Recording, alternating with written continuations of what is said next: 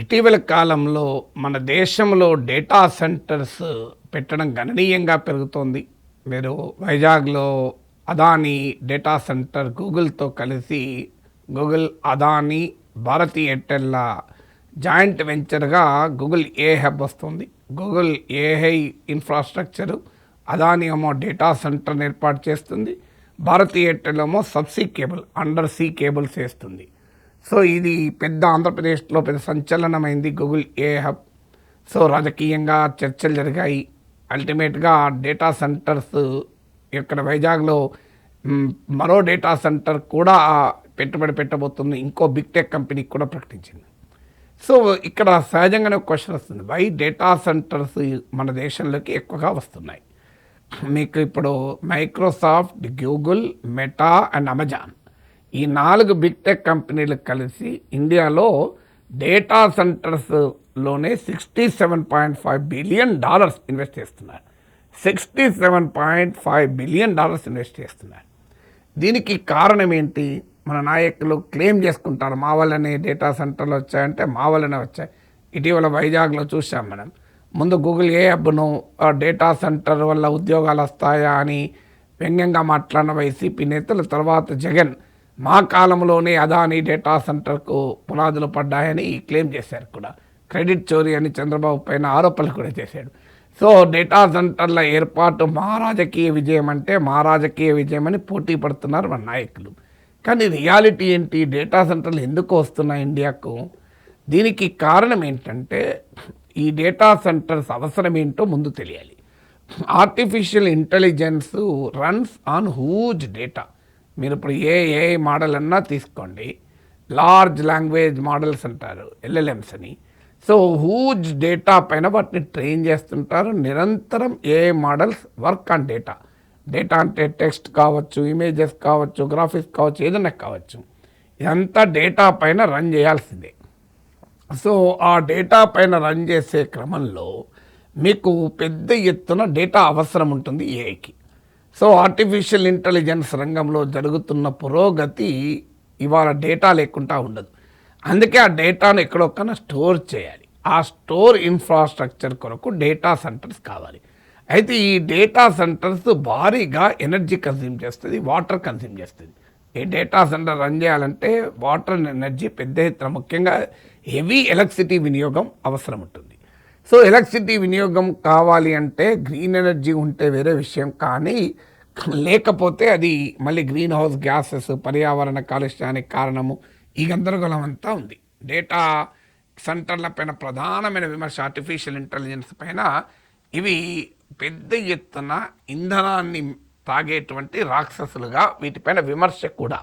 మీకు ఈ ఏఐ పైన ప్రధానమైన విమర్శ ఎన్విరాన్మెంటల్ ఇంపాక్ట్ ఏంటి, ఎనర్జీ ఇంపాక్ట్ ఏంటి, వాటర్ ఇంపాక్ట్ ఏంటి. మీరు వైజాగ్లో కూడా డేటా సెంటర్ వచ్చినప్పుడు చర్చ జరిగింది గమనిస్తే. సో అందువల్ల ఈ ఎనర్జీ ఇన్ఫ్రాస్ట్రక్చర్, ఎనర్జీ పెద్ద ఎత్తున అవసరం కనుక ఈ డేటా సెంటర్లో అమెరికాలో పెట్టడం పైనే వ్యతిరేకత మొదలైంది. ఎవరో కాదు, ఈ మధ్య స్టీవ్ బ్యానన్కి ఇచ్చిన పాడ్కాస్ట్లో ద రియల్ అమెరికన్ వాయిస్ అనుకుంటాను, ఆ పాడ్కాస్ట్లో యుఎస్ ప్రెసిడెంట్కు ట్రేడ్ అడ్వైజర్ అన్న పీటర్ నవారో అతను ఒక కామెంట్ చేశాడు. చాట్ జీపీటీకి అవసరమైన ఎలక్ట్రిసిటీ ఏమో అమెరికాలో ఉపయోగిస్తారు, they use American electricity, but they serve consumers in India and China. ఎందుకంటే చాట్ జీపీటీకి మన దేశంలోనూ చైనాలోనూ పెద్ద ఎత్తున యూజర్స్ ఉన్నారు. సో పీటర్ నవారో కంప్లైంట్ ఏంటి అంటే, why should Americans pay the higher bills for electricity when these AI models are serving Indian consumers and Chinese consumers అన్నది విమర్శ.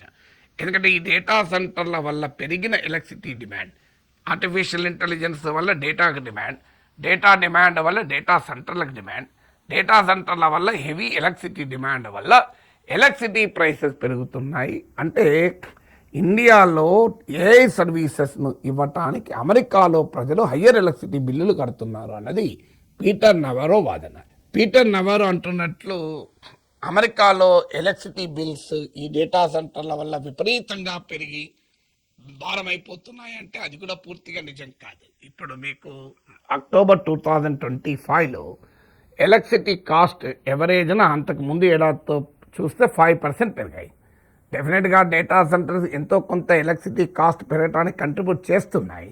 కానీ పీటర్ నవారో అంటున్నట్లు అదేదో అమెరికా కన్స్యూమర్స్కు భారని మోయలేని భారంగా మారిందన్నది కూడా నిజం కాదు. బట్ పీటర్ నవారో ఉద్దేశం ఇది మోర్ పొలిటికల్ ఎజెండా. ప్రపంచం అమెరికాను దోచేస్తుంది అనే ఎజెండాలో భాగంగా ఈ వాదన ముందు పెడుతున్నాడు. ఎవరు పీటర్ నవారో? ప్రెసిడెంట్ ట్రంప్కు ట్రేడ్ అడ్వైజర్. ఎవరికి ఇచ్చిన పాడ్కాస్ట్? Steve Bannon. ఇది known MAGA lobby, make American great again lobby. అందువల్ల ట్రంప్ గవర్నమెంట్ పాలసీస్లోనే ఈ డేటా సెంటర్లను అమెరికాలో కాదు, ఎక్కడ డేటా ఉందో అక్కడే వాళ్ళే భరించాలి ఎలక్ట్రిసిటీ డిమాండ్ను అనేది విధానం. వాటర్ డిమాండ్ వాళ్ళే భరించాలని. వాస్తవంగా అమెరికన్ ఎకానమీకి ఈ డేటా సెంటర్లు, ఏఐ ఇన్ఫ్రాస్ట్రక్చరు, ఆర్టిఫిషియల్ ఇంటెలిజెన్స్ పెద్ద ఎత్తున కంట్రిబ్యూట్ చేస్తుంది. మీకు హార్వర్డ్ ఎకానమిస్ట్ జాసన్ ఫర్మన్ అనే అతను స్టడీ చేసి రాసింది ఏంటంటే 2025 ఫస్ట్ హాఫ్లో మీకు without data centres and without a investment American economy పెరిగింది కేవలం 0.1%. అంటే ఇవాళ ఈ బిగ్ టెక్ కంపెనీస్ ఆర్టిఫిషియల్ ఇంటెలిజెన్స్లో ఆ ఏఐ కావాల్సిన డేటా సెంటర్లు ఇన్వెస్ట్మెంటే లేకపోతే అమెరికన్ ఎకానమీ ఏదో స్టాగ్నేషన్ అవుతుంది, రిసెషన్లోనే పోతుంది. మీకు చాలా సందర్భాల్లో అమెరికాలో రిసెషన్ రాబోతుందని స్పెక్యులేషన్ వచ్చి ఆగింది. కారణం ఏంటి? ఇవాళ అమెరికన్ స్టాక్ మార్కెట్ మీరు తీయండి. S&P 500లో మీకు S&P 500 గ్రోత్ తీస్తే అందులో ప్రధానమైనది ఈ ఏఐ కంపెనీలే. ఇలా ఎన్విడియా లాంటి కంపెనీల జీడిపి ఇండియా జీడిపిని దాటిపోయింది. మీరు గూగుల్ జీడిపి ఇండియా జీడిపిని దాటుతోంది. సో మీకు బిగ్ టెక్ కంపెనీస్ ఏఐలో ఇన్వెస్ట్ చేయడం అనేది ఇలా అమెరికన్ ఎకానమీ నడిపిస్తుంది. కానీ ట్రంప్ పాలసీస్ ఏంటి? Make America great again MAGA policies ఏంటి? అమెరికాను ప్రపంచం దోచేస్తోంది. ఇప్పుడు నిన్న మన టారిఫ్లో కూడా ట్రంప్ చెప్పింది ఏంటి? So India rip off America అని. అంటే అమెరికాను తినేశారు, తాగేశారు, దోచేశారు, అమెరికా అన్యాయం అయిపోయింది, నేను అమెరికాను కాపాడుతానన్నది ట్రంప్ పొలిటికల్ ఎజెండా. ఎకానమీతో సంబంధమే లేదు. ఇప్పుడు హార్డ్ ఎకనామిక్ డేటా నేను Harvard economist Jason foreman data చెప్పాను మీకు. So but Trump doesn't believe in facts, Trump believes in perception building. So తన పొలిటికల్ అవసరాల కొరకు అమెరికాను దోచుకుంటున్నారన్న నెరేటివ్ బిల్డ్ చేసే క్రమంలో ఇవాళ పీటర్ నవారో లాంటి వాళ్ళు డేటా సెంటర్లపై కూడా పడుతున్నారు. అయితే ఇది నిజం కాదా? దీంట్లో ఫ్యాక్ట్ ఉంది. ఇప్పుడు ప్రపంచంలో ఉన్న డేటాలో నియర్లీ 20% ఇండియాలోనే జనరేట్ అవుతుంది. That is a fact. కానీ ప్రపంచంలో ఉన్న data storage facility data centres అంటే అందులో 6% ఇండియాలో ఉంది. సో మనం మన డేటా ఎక్కువ జనరేట్ చేస్తున్నాం, ఆ డేటాను ఉపయోగించి వచ్చే ఏ మోడల్స్ ఎక్కువగా వాడుతున్నాం, కానీ డేటా స్టోరేజ్ మన దగ్గర లేదు. That is the reality also.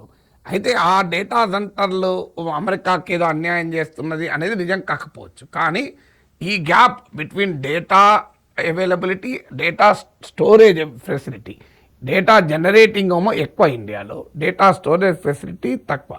So అందువల్ల మీకు ఈ పీటర్ నవారో లాంటి వాళ్ళు ఈ రకంగా మాట్లాడగలుగుతున్నారు. సో అందువల్ల ఈ గ్యాప్ను ఫిలప్ చేయడానికి అంటే డేటా షేర్ ప్రపంచ డేటాలో 20% ఇండియాదండి.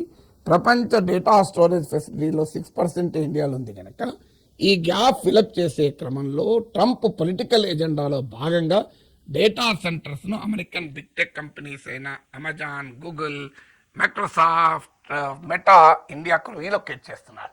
ఇదేదో మన నాయకుల గొప్పతనం అనుకుంటే పొరపాటు. నాయకుల కృషి ఉండవచ్చు, ఒక స్టేట్కి పోవాల్సింది ఇంకో స్టేట్కి రావడానికి కారణం నాయకులే, కాదని అనడం లేదు. ఇవాళ ఆంధ్రప్రదేశ్లో గూగుల్ ఏ హబ్ వైజాగ్లో వస్తుందంటే తమిళనాడులో, కర్ణాటకలో అది పొలిటికల్ సంచలనం కాలేదా? దీనికి తోడు మన ప్రభుత్వాలు వేల కోట్ల రూపాయల రాయితీలు కూడా ఇస్తున్నారు ఈ డేటా సెంటర్ల ఏర్పాటుకు, ఏ హబ్ల ఏర్పాటుకు. అందువల్ల అటు ట్రంప్ పొలిటికల్ ఎజెండా మీట్ అవుతుంది, ఈ బిగ్ టెక్ కంపెనీలకు అవసరమైన రాయితీలు కూడా ఇండియాలో దొక్కుతున్నాయి. అందుకొరకు డేటా సెంటర్లు ఇక్కడ నెలకొల్పోతున్నాయి. దీనికి తోడు డేటా జనరేట్ అవుతున్న దగ్గర, డేటాను యూజ్ చేసే యూజర్లు ఉన్న దగ్గరే డేటా స్టోరేజ్ అయితే దానివల్ల ఇంకో లాభం కూడా ఉంటుంది. కాస్ట్ తగ్గిపోతుంది, మీకు స్పీడ్ పెరుగుతుంది. మీకు డేటా ఎక్కడో స్టోర్ అయ్యి ఇంకో చోట ఎక్కడో దాని యూజర్ ఉంటే పెద్ద ఎత్తున డేటా ట్రాన్స్ఫర్కు కాస్ట్ అవుతుంది. సో అందువల్ల డేటా సెంటర్లు, డేటా యూజర్లు ఒకే దగ్గర ఉంటే దానికి కాస్ట్ తగ్గుతుంది, స్పీడ్ పెరుగుతుంది, కంట్రోల్ ఓవర్ డేటా కూడా వస్తుంది. అంటే అర్థం ఏంటి? డేటా ఎఫిషియన్సీ కూడా పెరుగుతుంది. ఇదొక కారణము మన ఇండియాలోకి డేటా సెంటర్లు రావటానికి. ఇక నాలుగో కారణం ఏంటంటే గవర్నమెంట్స్ కూడా డేటా లోకలైజేషన్ పాలసీస్ను ఎంఫసైజ్ చేస్తున్నాయి. అంటే మీరు ఇండియాలో జనరేట్ అవుతున్న డేటా ఇండియాలోనే స్టోర్ కావాలి, డేటా సావర్నిటీ అంటారు దీన్ని. మా డేటా ఇప్పుడు మీకు టిక్ టాక్ పైన అమెరికాలో వివాదం అదే కదా. టిక్ టాక్ చైనీస్ కంపెనీ కనుక టిక్ టాక్ను అమెరికన్స్ యూజ్ చేస్తుంటే అమెరికాలో డేటా మొత్తం చైనా చేతుల్లో ఉంటుంది అనేది ఇష్యూ టిక్ టాక్ విషయంలో. సో అందువల్ల డేటా సావర్నిటీ, డేటా లోకలైజేషన్కు ప్రభుత్వాల నుంచి ఒత్తిడి కూడా పెరగడం కూడా డేటా సెంటర్లు ఇండియాకు రీలొకేట్ కావటానికి కారణం. సో అందువల్ల డేటా సెంటర్స్ ఇండియాలో భారీగా రావటానికి రకరకాల ఫ్యాక్టర్స్ దోహదం చేస్తున్నాయి. అయితే ఈ పెరుగుతున్న డేటా సెంటర్ల డిమాండ్ను ఎలా ఎదుర్కోవాలి అనే దానికి ఇప్పుడు బిగ్ టెక్ కంపెనీలు కొత్త ఆలోచనలు కూడా వస్తున్నాయి. పీటర్ నవారో అంటాడు అమెరికా ఏదో భారం మోస్తుంది అనడం, ఇండియాలో ఈ డేటా సెంటర్లో పెద్ద ఎత్తున ఎనర్జీని తినేస్తుంది, ఇది మన దేశంలో కూడా పవర్ టారిఫ్లు పెంచుతున్న ఆందోళన మనకు లేకుండా ఏకంగా స్పేస్లో డేటా సెంటర్లో పెడితే ఎలా ఉంటుంది, అండ్ అబండెంట్ సోలార్ ఎనర్జీ ఉంటుంది కదా అక్కడ అని ఆలోచన మొదలైంది. ఆలోచన వెంటనే మొదలైతే ఆలోచన మొదలు కాకముందు ఇలాన్ మస్క్ మొదలవుతాడు కదా. అందుకే Elon Musk space X company ద్వారా స్పేస్లో డేటా సెంటర్స్ పెట్టడానికి ఇప్పుడు కొత్త ప్రణాళిక రూపొందించాడు. దాని కొరకు ప్రత్యేకంగా $30 బిలియన్ ఐపీఓనే రిలీజ్ చేసే పనిలో పడ్డాడు.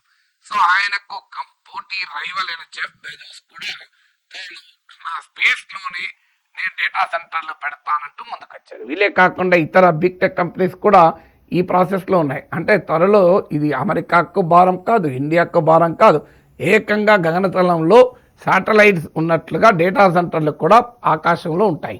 సో సూర్యుని కాంతిని తీసుకుంటూ ఆ డేటా స్టోర్ చేసి ఆ డేటా ఇప్పుడు ఎలాగైతే శాటిలైట్స్ ఉపయోగించుకొని మన మొబైల్స్ ఇంటర్నెట్లు నడుస్తున్నాయో రేపు డేటా కూడా మన గగనతలంలో ఆకాశంలో దాచుకునే రోజులు ఎంతో దూరంలో లేవు.